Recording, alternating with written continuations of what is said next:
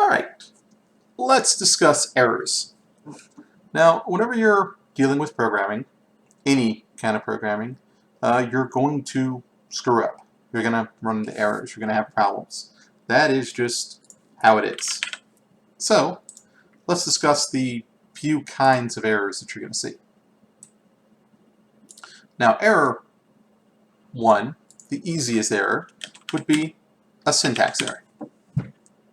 Now, a syntax error basically means you wrote the code incorrectly. The IDE, or Integrated Development Environment, this Visual Studios or whatever it is you're using, will generally tell you, hey, this isn't right. And this is going to be true for most programming languages. This is the easiest, simplest error to run into. It's also the easiest and simplest one to fix, usually. Because this program is generally nice enough to tell you what the problem is. So if I come in here, for example, and I were to say, just put another dim in front of this, it's going to give me an error like this. Local variable molt total burger is already declared. Whenever you're declaring a variable, you only have to do it once. I declare it, and then I just use that word for the entire time. So the word dim defines this variable. I don't have to define it a second time. It would be like, I guess, in real life equivalent, naming your kid and then just naming them again. You only need to name them once. In real life, anyway, usually. Let's not take celebrities into the account here. Now, anytime I write something incorrectly, put something down wrong, it will tell me, hey, what's this? For example, Java requires a semicolon at the end of every line. Visual Basic does not. So occasionally I forget that and throw down a semicolon. And then I remember it and I erase it again.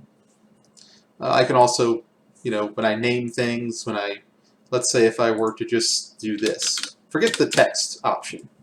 Now this is a label that has my total in it, and I'm trying to plug in a variable. So it's going to tell me, I can't make that number a label. So what I can do, though,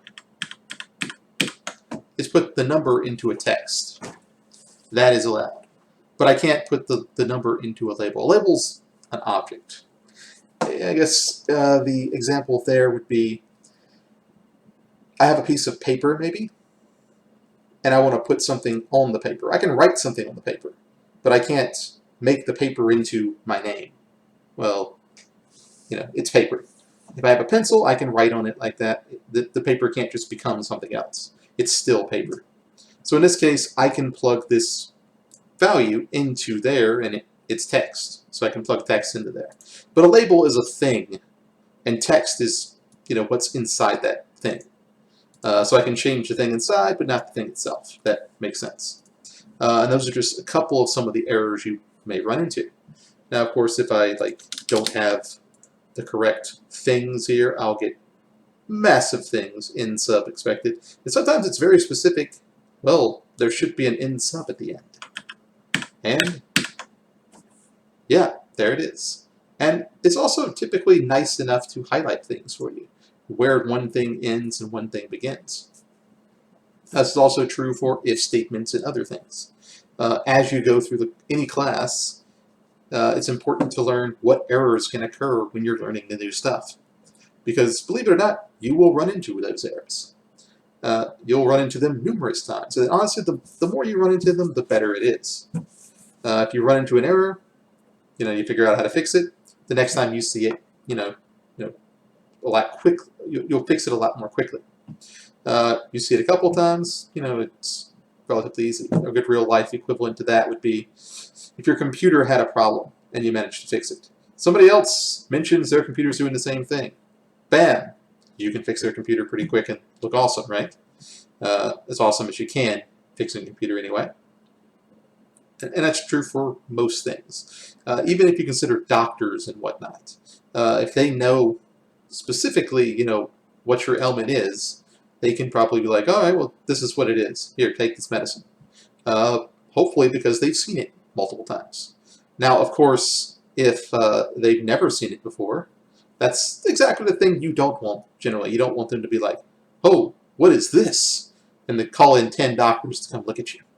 That is not the kind of thing you want. So let's see if I can get over here and zoom out a little bit. There we go. Now, syntax errors, like I said, are relatively easy to fix because they will generally tell you what they are. And as you're learning programming, you should run into some of these, syntax errors and learn what they are and how to fix them as you go. That way, the more you add on, the more you will be able to fix in the future. The next few errors are slightly different. We have logic errors and runtime errors. So a logic error would be a lot more difficult to ascertain. So let's say in this particular example, my burger price was supposed to be like $2.50 or $4.50 or something, but I set it to the wrong value. I run my program, it works, it runs, it gives me results, but it's not the results that it should be giving because I have a logic error. My math is wrong. Or maybe I did a plus instead of a multiplication. The program will not tell you that's wrong because it doesn't know what you want, what you're trying to do. It says, well, you're trying to add these two together. Okay, we'll do that. Unfortunately, that's not what you intended to do. So a logic error is a little more difficult. But if you plan your program out a little bit, write in a couple of things, and this is what the output should be, and test it, and you get that, then it should be working right. If you get something weird, then it shouldn't. A good example of this would be any video game. They play test those things to death. Well, in the best cases anyway. The programmers and devs and everybody else, all the art folks will put the game together, get some nice alpha versions of it, and they'll send it over to quality assurance, which is basically a big department where they just test things. Now, it's not as exciting as it sounds.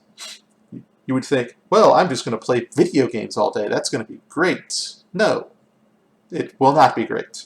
You're not playing video games. You might not even be playing good video games. Could be, you're thinking, I'm going to play Halo or some epic game that's coming out. No, you'll probably be playing Barbie Funtime Adventure. Hello Kitty Island. Or, I don't know, some little phone game that's basically just there to kind of take people's money. But it's probably horrible and full of bugs and broken. Every 5 minutes it breaks and does something weird. Your job there is to play the broken game, record whenever it breaks, try to recreate that broken thing over and over and over again, and then send it back to the programmers to fix said bugs. That's generally how it's supposed to go.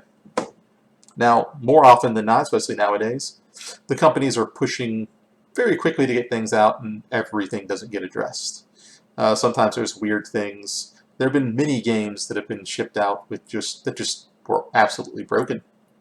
They didn't work properly. I can name just several off the top of my head. Back in the old days, Final Fantasy VI, which was 3 here, had so many game-breaking bugs in it. It was still a great game. I played it numerous times, but you could literally break the game and reset things and do all sorts of crazy nonsense if you do certain things in certain places, And, of course, that was back in the days of cartridges. There were no patches. The game was out, and it is what it is. Now, at least they can patch it online, and generally they do, but even the biggest companies sometimes have issues with that. But that is logic errors there.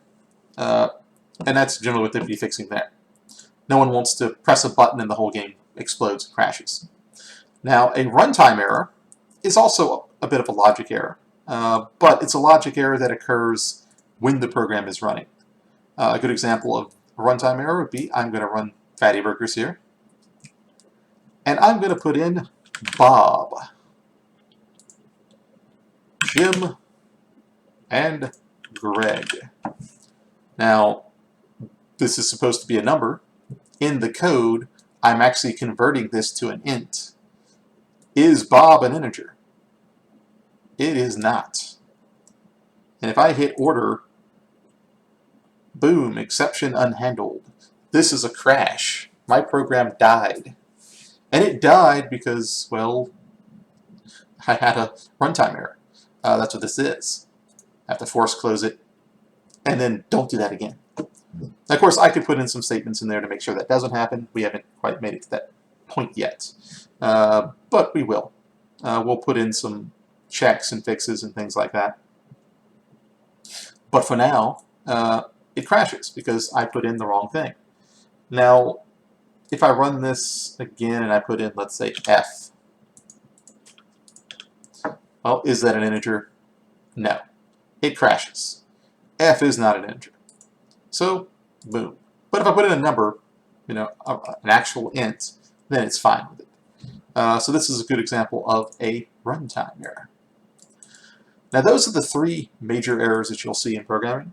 Runtime errors, like I said, are generally logic errors. Your program will crash and you'll have to read the line where it's crashing and figure out why. But it's still just a logic puzzle. So it's kind of as you can say, a subset of the logic. Syntax, again, your program will not even run or compile generally. It'll be like, hey, this is not working. And at that point, you can't even proceed. Once you get all the syntax done, that's where the next error comes in, the logic. And this is why I generally tell people, whenever you're making a program, grab a piece of paper, sketch out what you need to do, whether it's the GUI or some of the code. You don't have to write actual code down.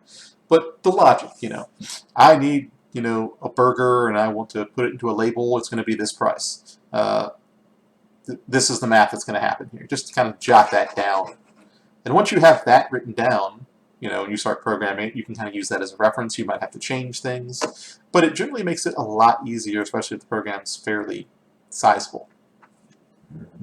So, on that note, errors. And of course, I should also mention you could have errors in the name of things as well. Particularly with Visual Basic, we name everything LBL and TXT and BTN. And the reason we do that is to keep things in order. And if you just leave it the default, text box 1, text box 2, text box 3, that can make debugging and figuring things out a lot harder. So naming everything properly, even the variables themselves, can help you tremendously as far as fixing problems like that. If you just call it number 1, number 2, number 3, number 4, it makes it hard to figure out what is what. Whenever you have a variable or text box or label,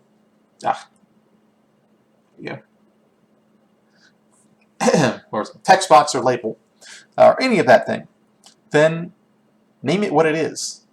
If it is, the total of burger, or the multiplication of the total of burger, or whatever it is, in my case here, name it what it is. The total burger, total fry cost, total shake cost, grand total, it's the total of everything.